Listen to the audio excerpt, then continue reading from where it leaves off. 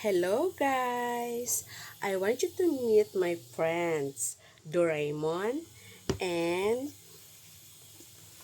Piggy. Yan.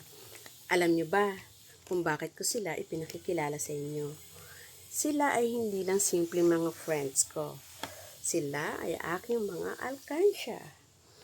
Dito ko inipon ang pambili ko ng electric wheelchair.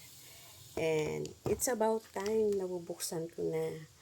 Kasi nagkaroon ng problema yung aking electric wheelchair. Kasi matagal ko na siyang gamit at it's been 3 years. So, medyo hindi na maganda yung takbo.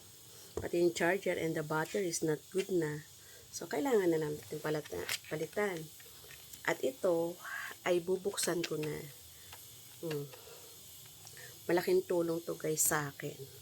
Para makabili ako ng bagong new electric wheelchair.